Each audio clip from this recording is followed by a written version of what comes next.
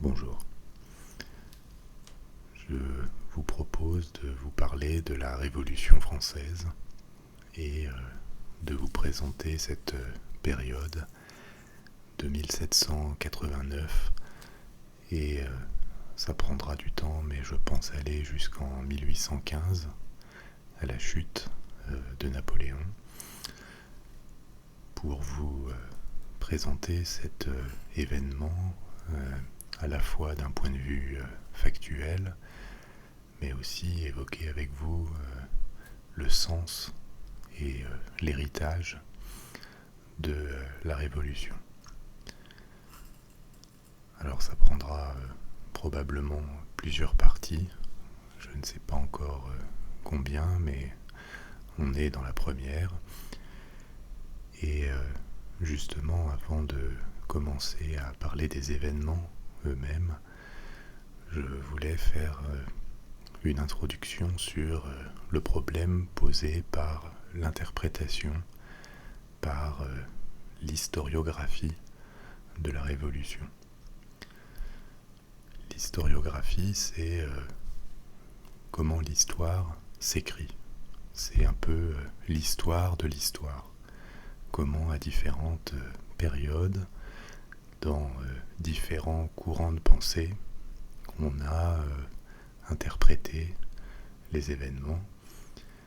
Et comme vous le savez, les événements sont figés dans le temps, mais leur interprétation est quelque chose d'extrêmement controversé parfois. Et comme la Révolution a bouleversé un ordre installé depuis des siècles, comme elle a eu des répercussions internes en France, sociales, politiques, religieuses, il n'y a quasiment aucun espace de la société française qui n'ait pas été affecté par la Révolution.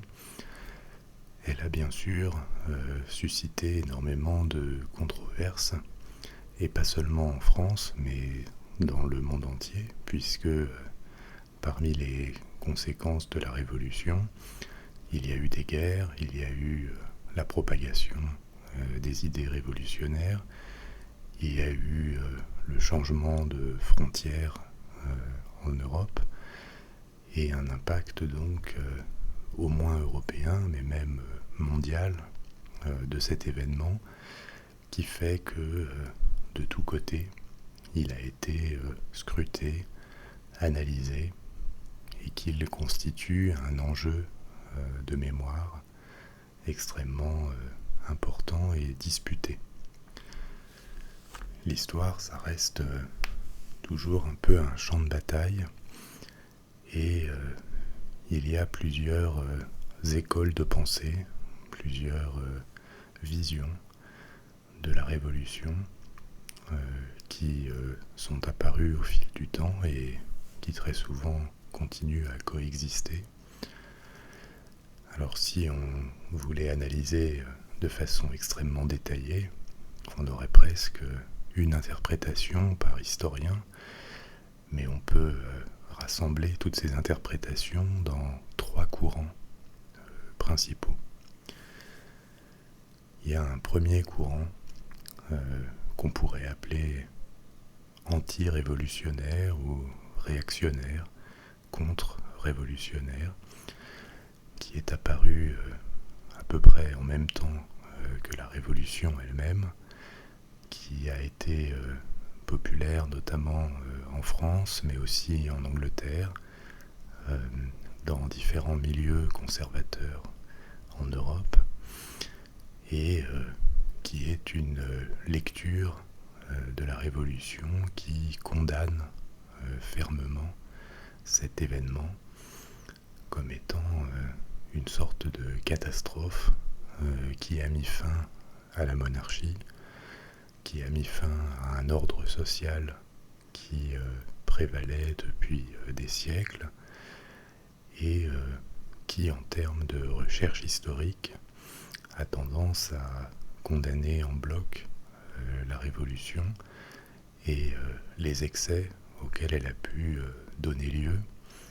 Par par exemple le côté militariste de la Révolution qui a propagé la guerre en Europe, mais aussi la répression interne, par exemple la répression de la révolte de la Vendée, dont je vous parlerai un peu plus tard, qui fait que dans certains milieux, notamment royalistes, puisqu'il en reste, catholiques traditionnalistes, il y a une condamnation sans équivoque de la Révolution. Ce courant, il a été beaucoup plus puissant au XIXe siècle qu'aujourd'hui, puisque le courant monarchiste en France a largement perduré dans le courant du XIXe siècle, et il a fini par s'affaiblir avec l'installation définitive de la République, de la Troisième République en particulier. Mais même s'il est marginalisé, ça n'est pas un courant qui a totalement disparu aujourd'hui. Une deuxième lecture de la Révolution, qui elle a eu et continue d'avoir aujourd'hui beaucoup plus de poids, c'est la lecture qu'on appelle classique ou marxiste. Alors il faut bien s'entendre sur le sens des termes. Marxiste ne veut pas dire qu'il faut être communiste ou de gauche radicale pour adhérer à cette lecture. C'est une lecture de la Révolution qui s'appuie sur la grille de lecture des historiens marxistes, et notamment qui interprètent l'histoire à la lumière de la lutte entre classes sociales, et qui cherchent des tendances lourdes derrière les bouleversements politiques et derrière les événements qui s'expliquent en grande partie par des phénomènes économiques et de rivalité entre groupes sociaux. Cette lecture, elle dit que, je vous la présente de façon schématique, le XVIIIe siècle en France avait vu la montée en puissance d'une bourgeoisie, notamment d'une grande bourgeoisie financière et industrielle, qui détenait les banques, qui détenait les manufactures, qui détenait aussi le commerce, mais que les structures de la société restaient extrêmement archaïques par rapport à la réalité de la puissance économique. On avait une sorte d'opposition entre une société de type encore féodal, avec énormément de disparités de la loi entre les régions, avec des privilèges qui reposaient sur des valeurs devenues obsolètes pour cette bourgeoisie qui montait, et de manière générale une noblesse et un clergé, les deux groupes sociaux privilégiés de la société française de l'Ancien Régime, qui appuyaient leur pouvoir sur la richesse immobilière. La richesse immobilière, c'est la terre, c'est la possession de ce qui est construit sur la terre, et qui s'oppose à la richesse dite mobilière, qui elle est la richesse financière, celle des entreprises, des capacités de production. Et ce courant marxiste interprète la révolution de 1789. Je vous parle bien de celle de 1789, puisqu'on verra après il n'y a pas une révolution, il y en aurait plutôt plusieurs dans le courant des années 1790. Mais donc, ce courant interprète ces événements de 1789 comme la prise de pouvoir, le renversement du rapport de force entre cette richesse immobilière et cette richesse mobilière.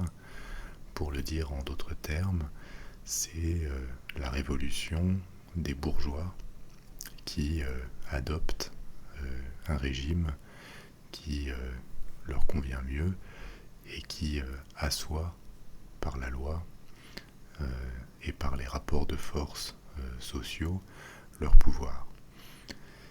Et c'est vrai, je vous en reparlerai, que contrairement à ce qu'on pourrait penser, la révolution de 1789 n'est absolument pas une révolution sociale. Les lois qui sont votées par les nouveaux maîtres de la France en 1789, 1790, 1791 ne sont pas du tout des lois visant à l'égalité économique. Bien au contraire, ce sont des lois qui visent à assurer le contrôle des possédants ou des bourgeois sur les populations ouvrières et parfois de manière encore plus dure que ce qui existait avant la Révolution.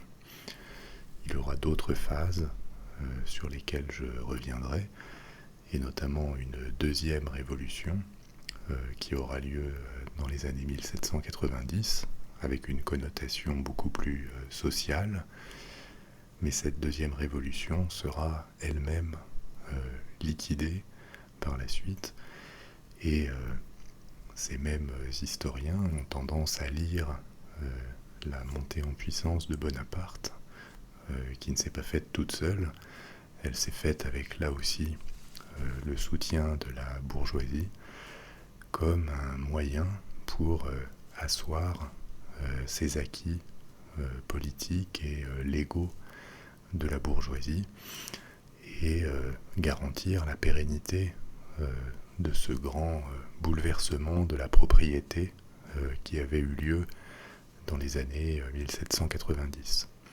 Mais je reviendrai sur tous ces aspects.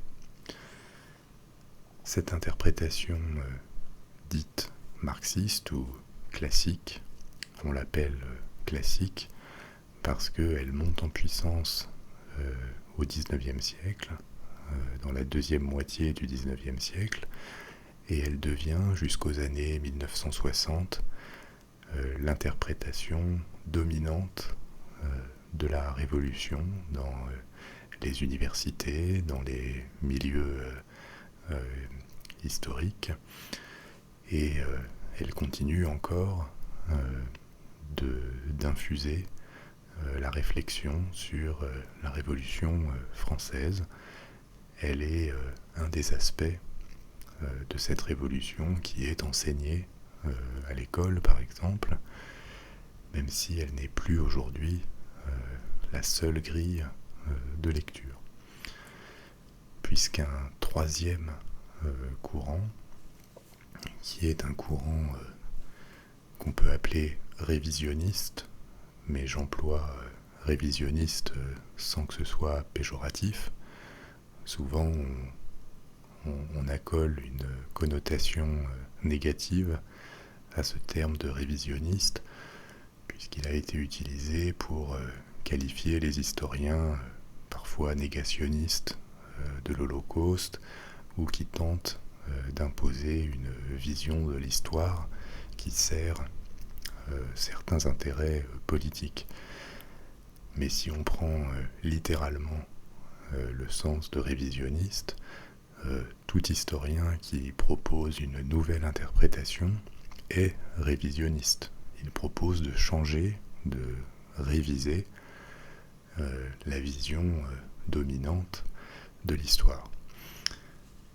Donc ce troisième courant, que lui on appelle plutôt libéral, même si là encore il faut se méfier des mots. Libéral ne veut pas dire libéral au sens du libéralisme économique.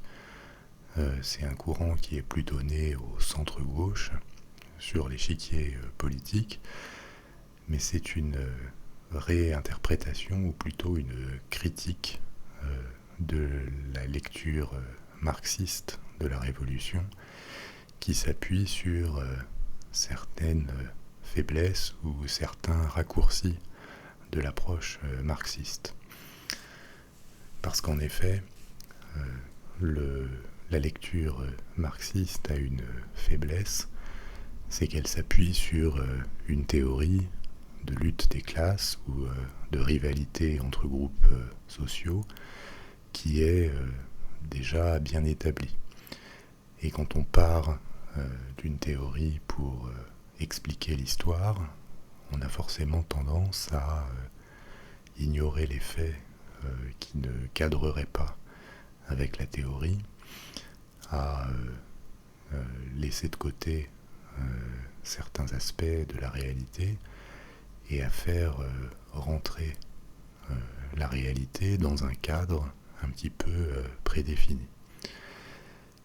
Et il est vrai qu'en creusant l'histoire du XVIIIe siècle et de ce qui s'est passé pendant la Révolution, en regardant la réalité de ce qu'était la France de 1789, ces historiens ont fait apparaître certaines faiblesses ou certaines contradictions de la lecture marxiste.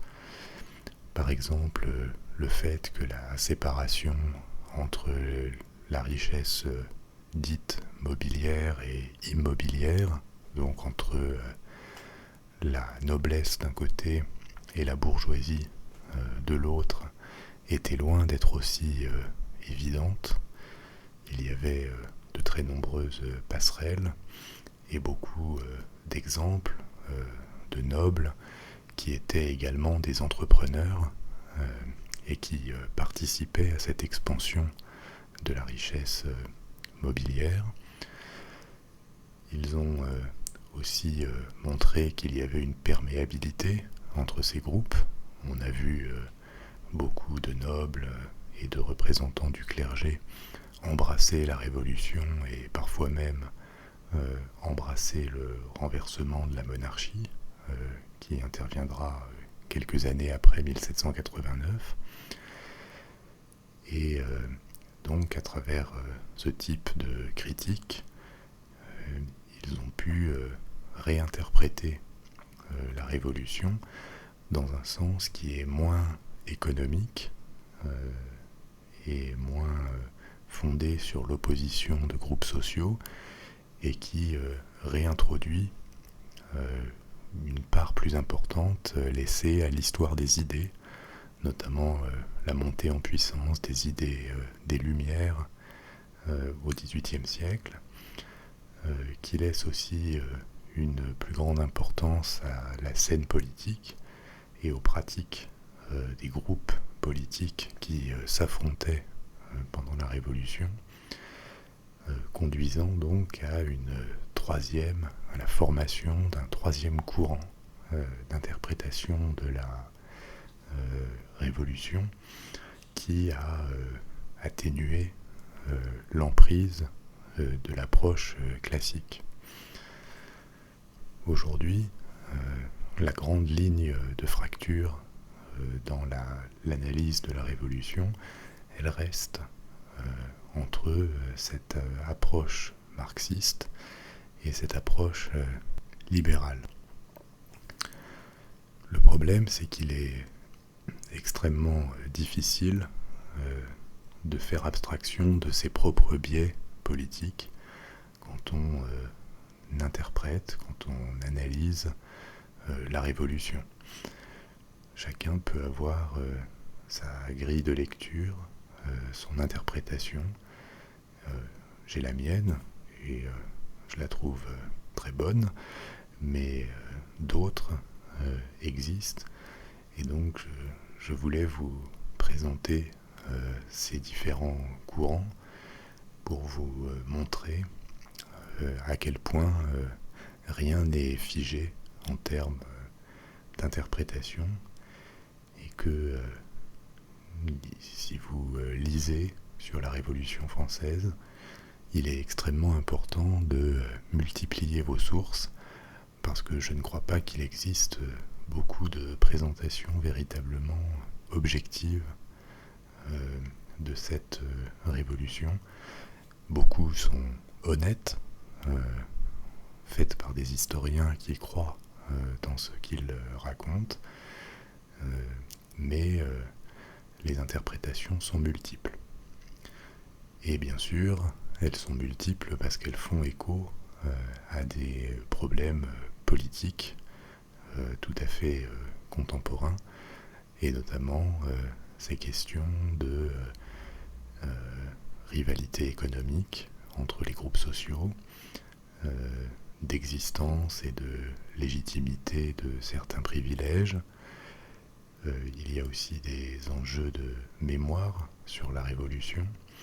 Est-ce que ça a été au final une bonne ou une mauvaise chose pour la France et pour le monde?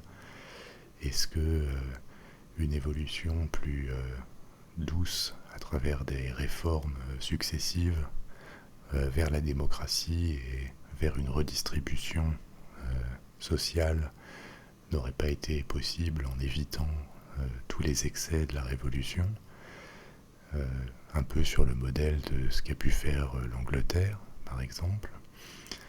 Vous voyez que les questions sont encore très présentes. Il y a aussi des questions sur l'héritage idéologique et politique de la Révolution.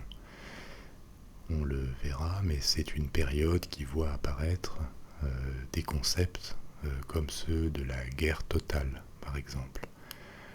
Jusqu'à la Révolution française, les guerres pouvaient être très meurtrières entre les pays, mais elles se réalisaient sous forme d'affrontements entre deux armées, jusqu'au moment où, la défaite étant évidente, un des deux camps la reconnaissait et signait une paix, abandonnant des territoires ou faisant d'autres concessions aux vainqueurs.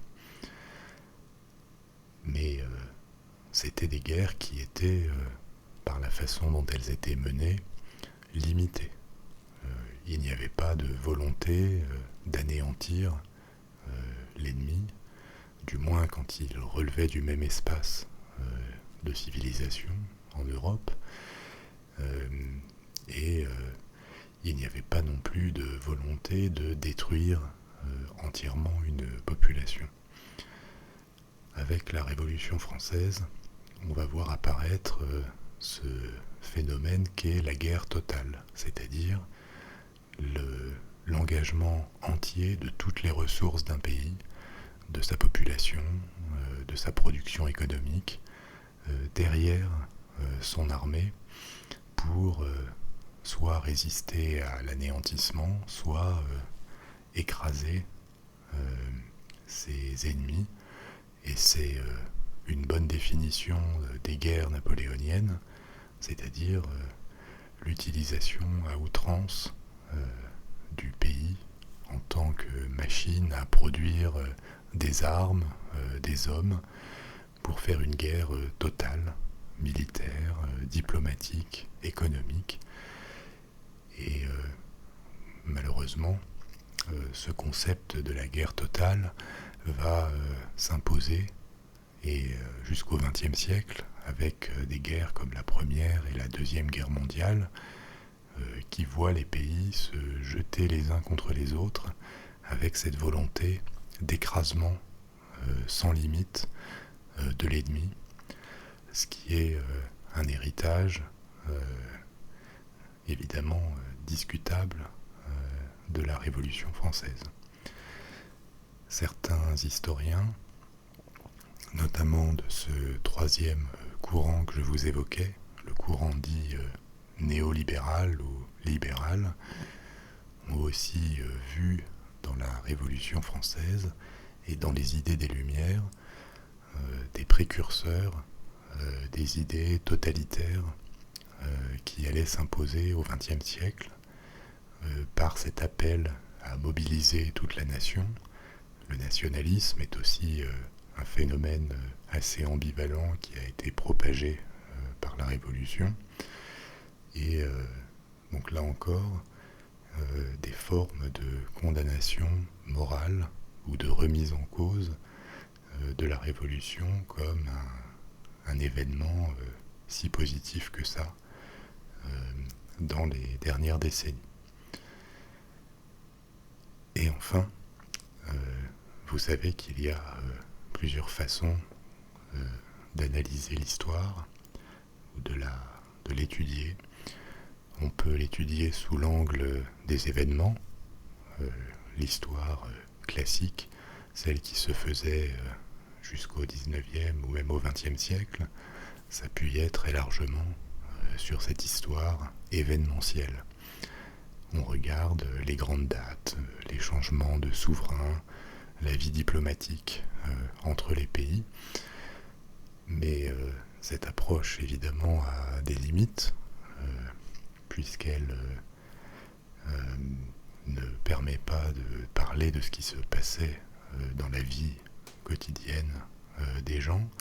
Elle ne permet pas de distinguer des facteurs plus sous-jacents de type histoire des idées, histoire de la société, ou pourquoi pas l'histoire de la place des femmes au fil des siècles, de l'impact de la religion sur les valeurs de la société.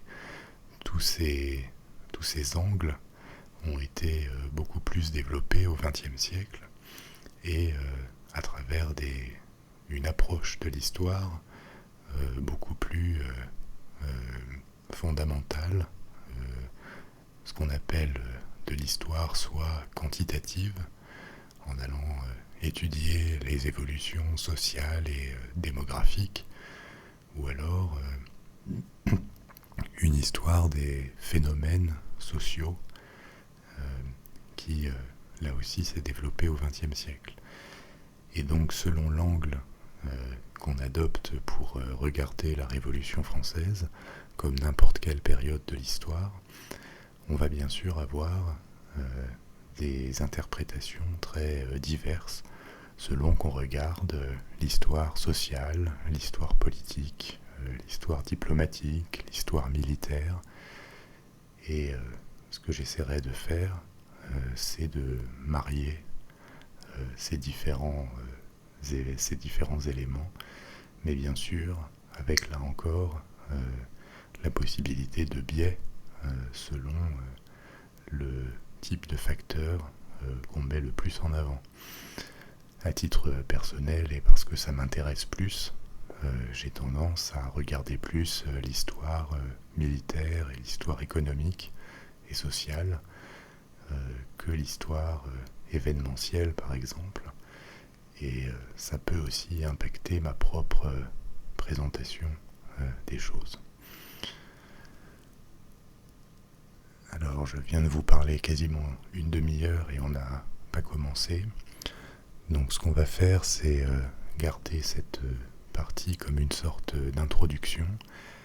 Et si vous le voulez bien, je vous retrouverai d'ici quelques jours, j'espère, pour commencer à vous présenter un peu l'état de la France dans les années qui précèdent la Révolution et commencer à vous raconter 1789 et l'enchaînement des événements.